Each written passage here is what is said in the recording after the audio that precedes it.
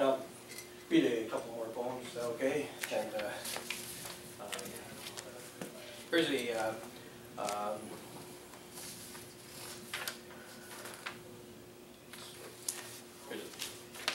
bit longer poem than the other ones. This is for a friend of mine who died a couple of years ago. I was at a funeral for another friend yesterday, and one of my poets, Mike Doyle, who's a marvelous poet, and he had Gates scholar as well. He's at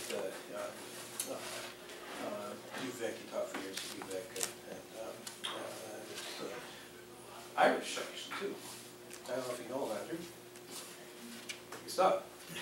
But he had his autobiography. He sent me his. I proposed his first volume, and then he sent me the second one, and he re-edited the second one. I was going to publish it in the spring, and then 2 weeks before he died, he sent me the third volume, which is 2000 up to 2016, up to 2 weeks before he died.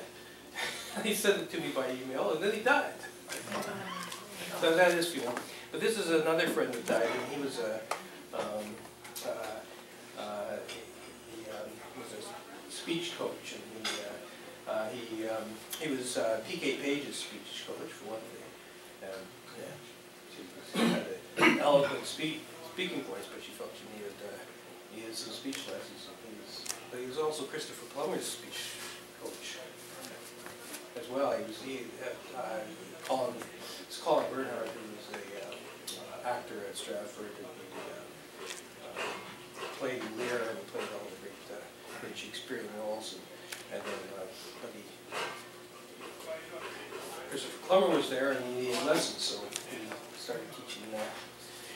Published his book, and Christopher Plummer faxed me in a blurb for the book, which is unbelievable. But then Colin died a couple of years ago, and I was very upset. So this is an elegy for Colin, called "The Gift of Speech." Waking early on a spring day, light falling across my bed, a man I know has died. There was something I wanted to ask him. I opened my mouth to speak. He has given everything to speech, the right, rounded word, the perfect talk. Everything speaks in the heart, profound and immaculate, expressing grief. The voice articulates the next stage and moves through the impenetrable breath.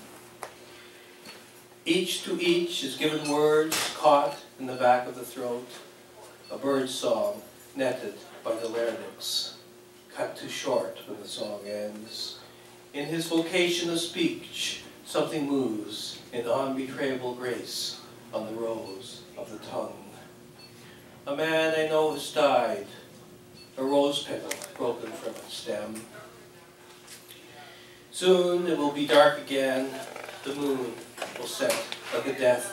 Soon the breath will leave us, but the voice lingers on, a river that flows through the breath, mouth to mouth, reviving language from the still bones of silence. The voice translates the body into sound, transforming, modulating waves whose accent lingers long in the vocabulary of the imagination. Mouth to mouth, sea to sea, body to body, there are no words that can say farewell. See and taste the bitter and sweet words on the eloquence of the tongue. Sound lingers on the hungry palate, and light enters the ear. Each word of music, more music than music, dark honey oozing in the ear. If I could say farewell before sleep, the gravity of speech fails to fall. The world seems to dilute the air as eyelids close brittle at the end of the day when he is no longer here. If I could hear his voice once more, silence would break within me. If his tongue would move within his mouth again, a rose petal breaks from its skin and opens. After silence breaks, the voice goes on forever.